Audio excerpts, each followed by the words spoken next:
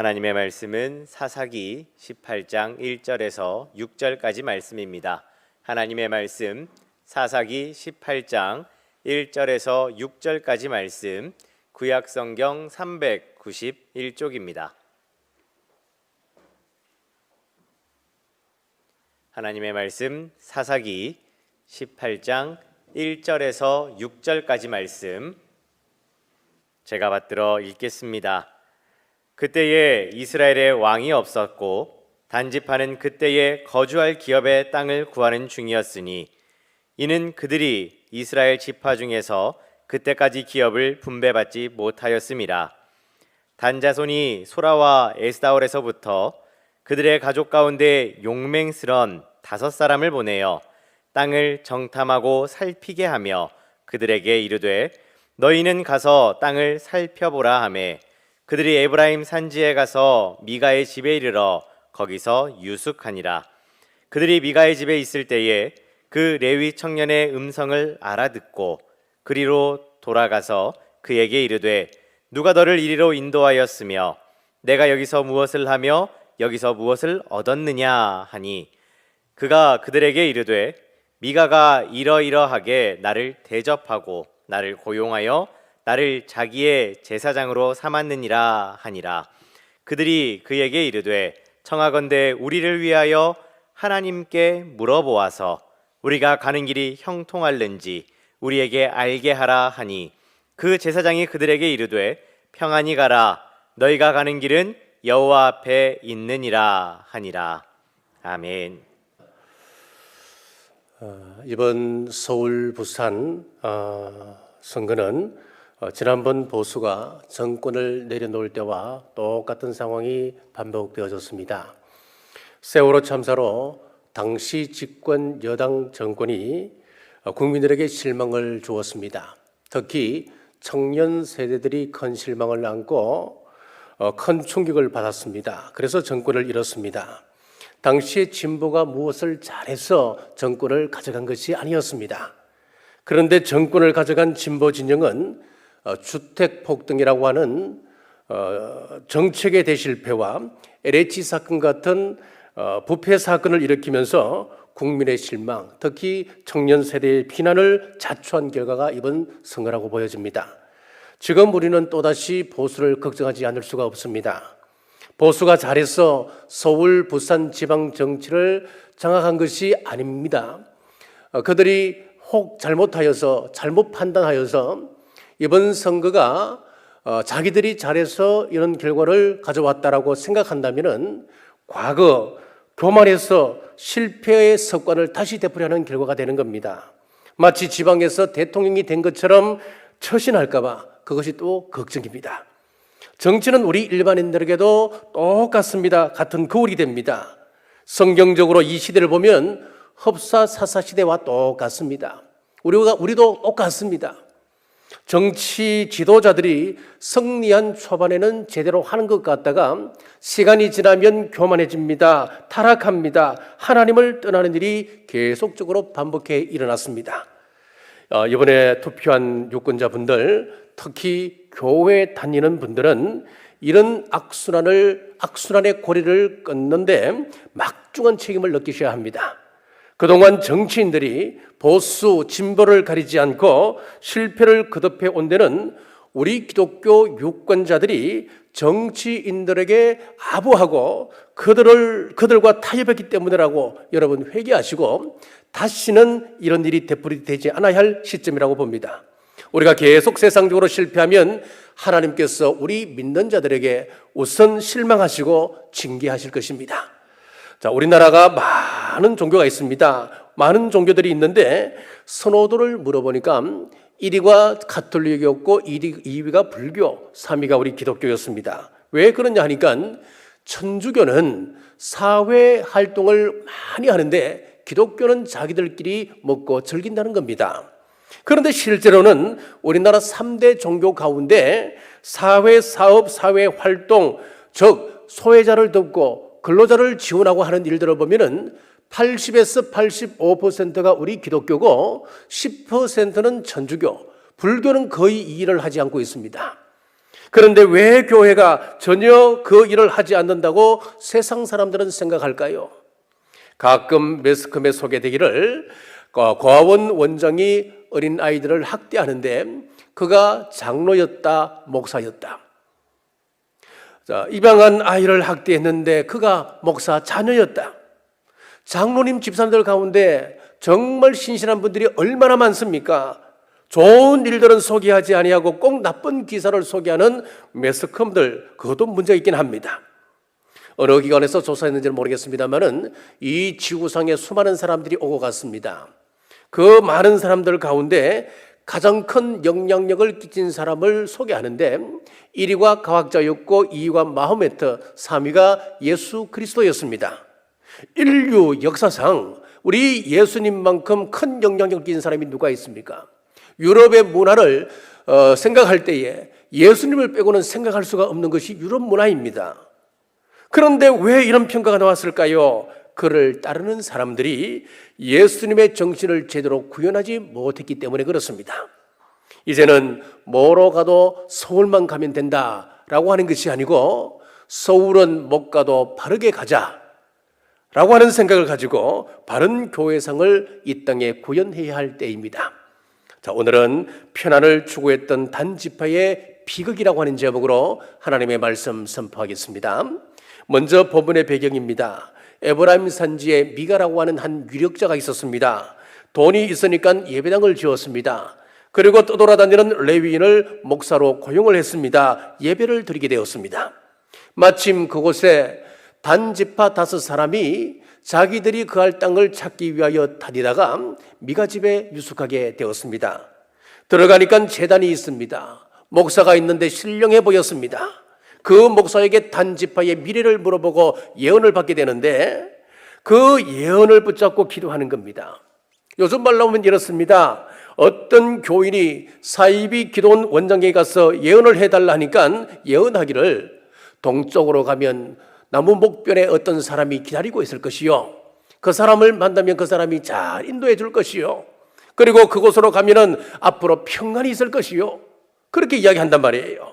그러니까 이 교인이 전능하신 아버지 하나님이시여, 이러이러한 사람을 만나게 될 줄 믿습니다. 앞으로 경제적으로 큰 물질이 나에게 주어지고 세상 사람들 앞에서 떵떵거리며 살 수 있다고 예언을 했는데 이루어질 줄 믿습니다. 그러고 기도하는 거예요.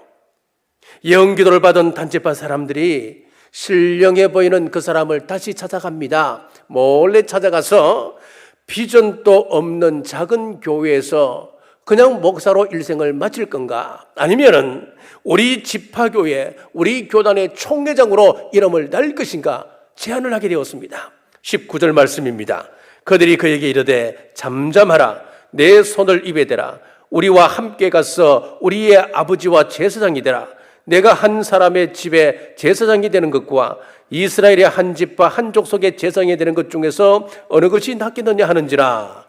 자, 그래서 레위인이 단지파를 따라서 야반 도주했습니다. 여기까지가 오늘 본문의 내용과 줄거리입니다. 자, 여기서 단지파의 여러 문제점이 나옵니다. 첫째는 불순종입니다. 1절 말씀입니다. 그때에 이스라엘의 왕이 없었고 단지파는 그때 거주할 기업의 땅을 구하는 중이었으니 이는 그들이 이스라엘 지파 중에서 그때까지 기업을 분배받지 못하였습니다. 사사기 1장부터 16장까지를 쭉 살펴보면은 연대 순으로, 시대 순으로 잘 연결이 되어 있습니다. 나열되어 있습니다.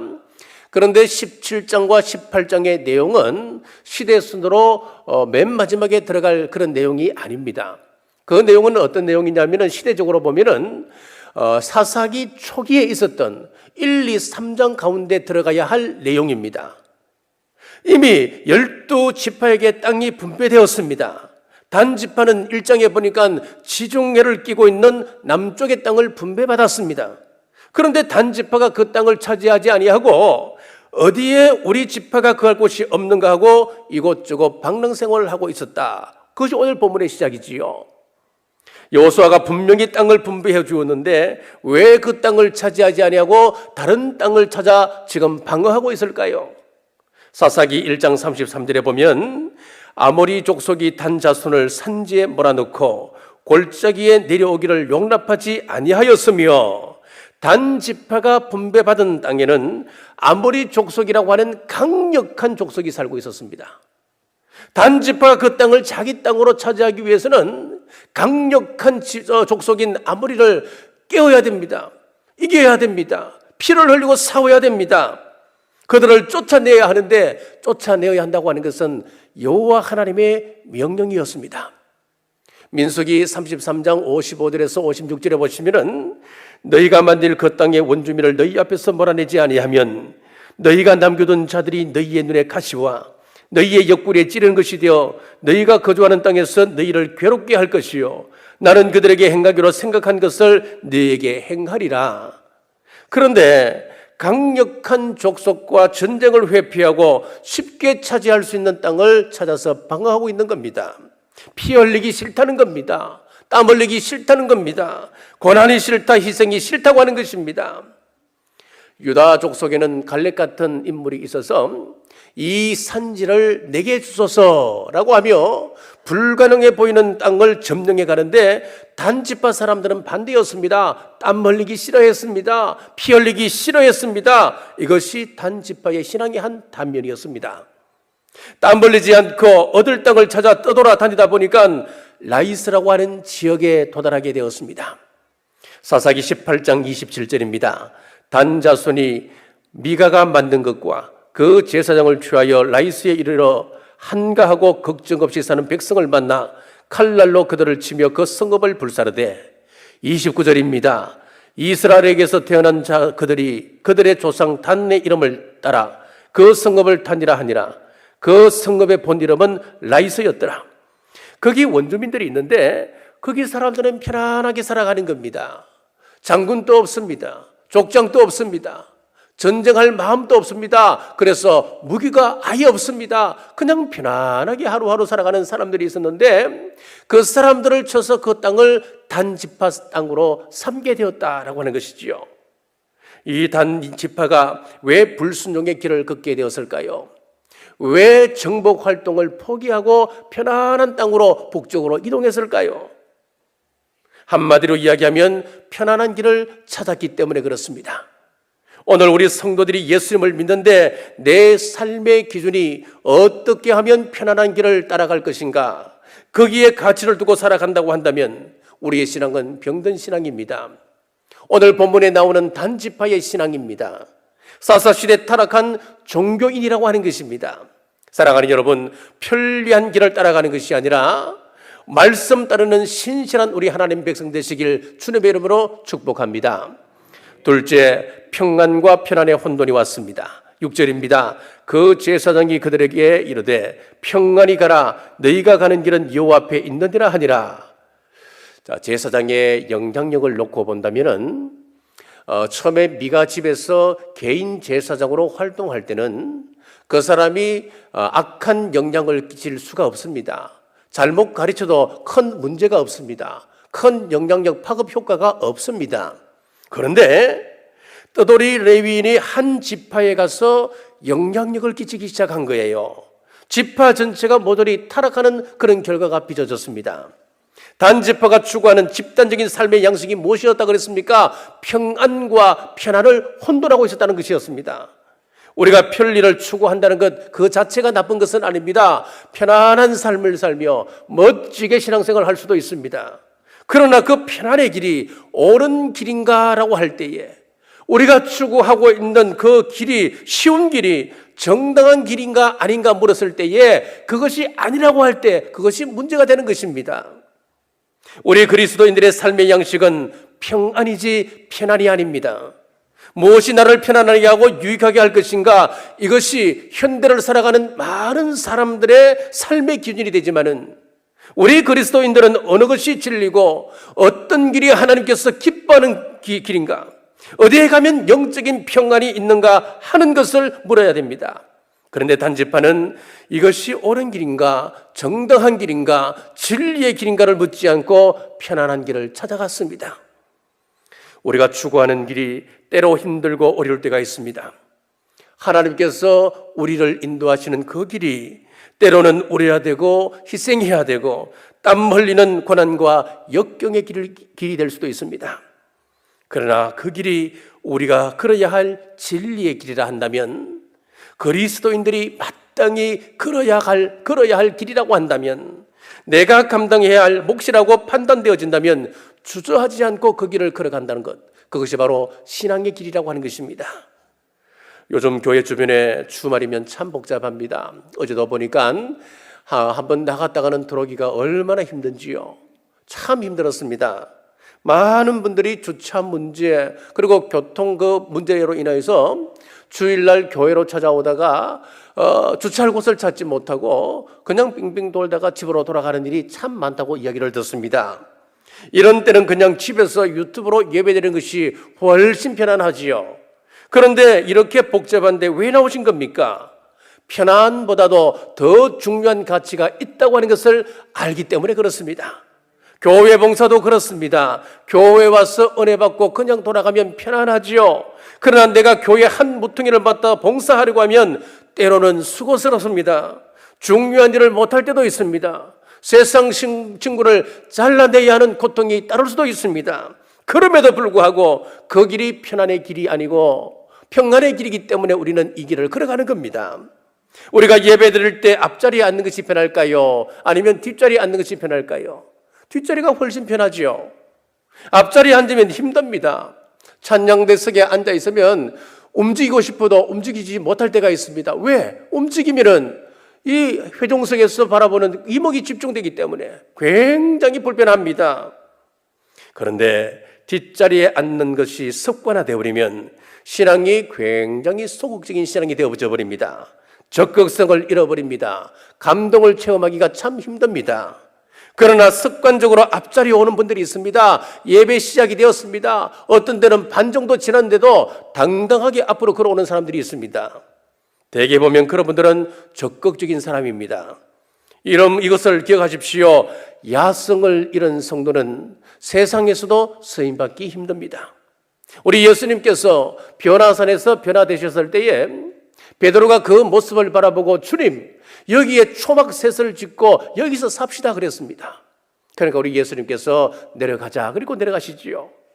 오늘 우리가 은혜 받으면 그곳에 초막을 짓고 살고 싶은 것이 우리 마음입니다. 편안한 곳에 머물고 싶지요. 나를 유익하게 하는 곳에 가고 싶은 것이 우리 인간의 보편적인 심리를 할 수가 있습니다. 그러나 한 번 더 생각해 보면은 변화산에 초막을 짓고 살아갈 수 없는 것이 우리 기독교라고 하는 것입니다. 기독교는 세상으로 내려가는 종교입니다. 고난이 없으면 영광이 없는 것이 우리 기독교입니다. 죽음이 없다면 우리 예수님의 부활은 허상일 뿐입니다. 요셉에게 감옥에 고난이 있었기 때문에 바로의 꿈을 해석할 수 있는 기회를 얻었고 그는 총리로 세움받을 수 있었습니다.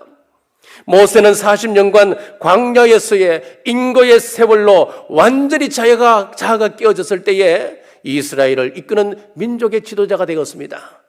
소년 다니엘은 절체절명의 위기 속에서 하나님 말씀 앞에 순종하고자 결단할 때 총리로 세움받았습니다. 성경 속에서 하나님 손에 쓰임받았던 인물치고 편안의 길을 걸어간 사람은 없습니다. 그것을 거부하고 고난의 길을 걸어갔던 사람들, 고난의 십자가를 메고 지고 갔던 사람들이었습니다. 그래서 사도 바울은 편안함을 쫓는 세상 사람들에게 하는 이야기가 당신들 눈에는 이 십자가가 미련한 것으로 보일 것이다 라고 했습니다.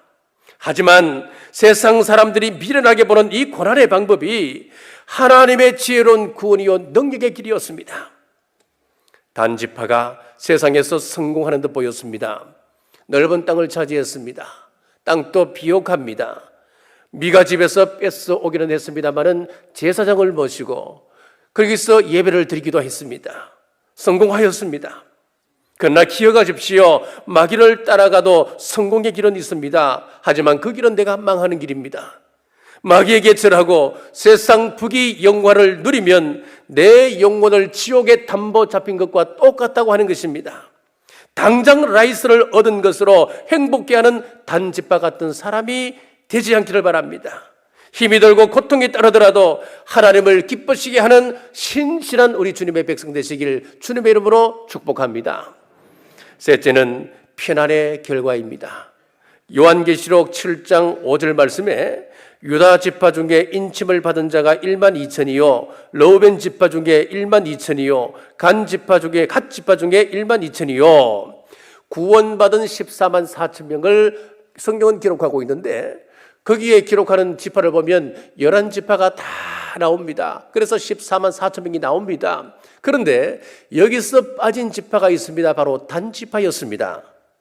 편안한 길을 추구한 단 지파는 이스라엘 12지파 가운데 사라진 지파가 되고 말았습니다. 자, 그래서 이 단 지파가 어디로 갔는가 추적하는 문화 인류학자들이 많습니다. 예를 들어 몰몬 교도들은 그렇게 주장을 합니다. 단 지파가 지구 여기저기를 떠돌아다니다가 미국 땅으로 건너가서 미국에 정착했고 그 후손들이 몰몬 교도가 되었다. 그렇게 주장을 합니다. 일본의 어떤 학자는 단 지파가 일본까지 들어가서 일본의 조상이 되었다. 그렇게 이야기하기도 합니다. 우리 한국에서도 이런 사람들이 있습니다. 단 지파 사람들이 돌아다니다가 중앙아시아의 초원을 넘어서 한국 땅까지 왔고 그래서 그들이 단군이 되었다. 왜 단군이냐? 지파라고 하는 것을 한문으로 나타내면 무리 군자를 쓰기 때문에 군이 되잖아요. 그래서 단 지파의 단과 그 지파의 그 무리, 그래서 군, 그래서 단군이다. 자, 그렇게 주장을 합니다. 그리고 보면 이스라엘 백성들의 풍습과 우리 풍습이 닮은 것이 꽤 많습니다. 고기를 간장에 절여 먹는 그런 문화가 같습니다.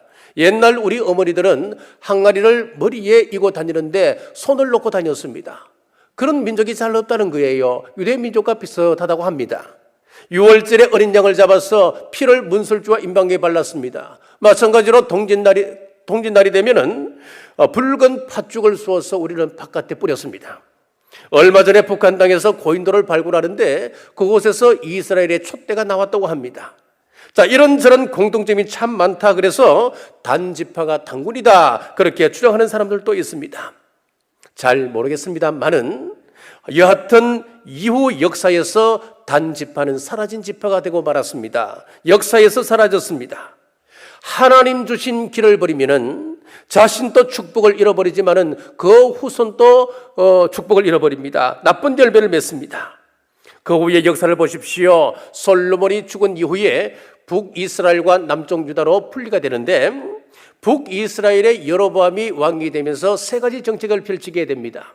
첫 번째 정책이 무엇이냐 하면은 북이스라엘 백성들이 절기가 되면은 1년에 한 차례씩 남쪽 유다의 예루살렘으로 찾아가는 겁니다.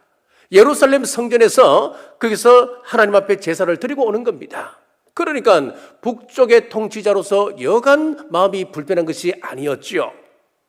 그래서 북왕국 이스라엘에도 남쪽에 있는 예루살렘 성전과 같은 성전을 짓겠다. 그래서 단과 베델이라고 하는 곳에 성전을 짓게 되었습니다. 앞으로 북쪽에 사는 이스라엘 백성들은 남쪽으로 가는 것이 아니라 베델과 단에 가서 앞으로 예배드릴 수 있다. 자, 여기서 단이라고 하는 것이 어떤 것입니까? 단 지파가 머물렀던 그 장소였습니다. 무슨 이야기냐 하면은 단 지파가 머문 그 장소가 단이 되었고 우상 숭배의 근거지가 되었다라고 하는 것입니다. 자, 두 번째 정책은 무엇이냐면은 단의 그 사상이 북이스라엘의 전성이 되었습니다. 아론 자손만 제사장이 되는 것이 아니고 레위 자손이면 누구든지 제사장이 될 수 있다라고 율법을 파기해 버렸습니다. 셋째는 절기를 지키는데 하나님은 꼭 바쁜 때 우리 보고 절기를 지키라고 하시는데 바쁠 때 절기를 지킬 게 뭐가 있느냐? 농사 다 짓고 우리가 좀 한가할 때, 좀 숨을 좀 쉴 때 그때 우리 하나님 앞에 절기를 지키자. 절기를 바꿔버렸습니다. 자, 이렇게 단지파의 편리 중심, 실용 중심 사상이 그대로 북이스라엘의 전수가 되고 있다고 하는 것을 보게 됩니다. 배는 항구에 매여 있도록 설계받은 그런 것이 아니지요. 항구에 정박하기 위해서 배를 만든 것이 아니란 말이지요. 그럼 배는 어떨 때 행복할까요? 망망대해를 항해할 때 그 배는 자신의 소임을 다 하게 되는 것입니다. 마찬가지입니다. 항구에 메어놓은 밧줄을 끌어버리는 결단을 할 때에 우리는 바다를 항해할 수가 있습니다. 사랑하는 여러분, 나를 멸망으로 이끌어가는 나만이 알고 있는 단사상은 없습니까? 그것 잘라내셔야 합니다. 이 악한 뿌리는 내 당대뿐만 아니라 후대에까지 가서 열매를 맺습니다. 우리에게서 단지파의 불순종과 혼합주의와 편안의 길을 뿌리 뽑고 말씀을 기준 삼아 힘들지만은 기도에 힘쓰시고 힘들지만은 말씀을 읽고 말씀을 듣고 하는 그 일에 우리가 최선을 다하셔야 합니다. 힘들지만은 그 말씀 앞에 순종하고자 애쓰는 우리 주님의 제자의 길을 걸어가는 우리 모든 성도들 되시길 주님의 이름으로 축복합니다. 기도하겠습니다. 오늘 또 말씀 주신 하나님 감사합니다. 오늘 편안함을 쫓던 단지파를 보며 우리의 신앙을 돌아볼 수 있도록 은혜 베풀어 주셔서 또한 감사합니다. 우리가 걸어가야 될 길이 고난을 통과한 평안의 길임에도 우리는 편리 중심으로 쫓아다녔습니다. 피 흘리기를 싫어하는 나의 게으름을 용서하시고 다시 보일의 능력으로 덮으셔서 순결하고 거룩한 삶의 양식을 회복하는 이 땅의 성도들 되게 하옵소서. 우리 교회가 비전 2027을 선포했습니다. 교회 비전이 나의 비전되어 기도하며 기쁨으로 동참케 하옵소서. 포스트 코로나 시대를 대비하며 메신저 뉴스를 준비했습니다. 이 도구를 잘 활용하여 복음의 문이 닫히기 전에 힘써 전하는 우리 남부의 군속들 되게 하옵소서. 다시 오실 예수님 이름으로 간절히 기도드리옵나이다. 아멘. 아멘.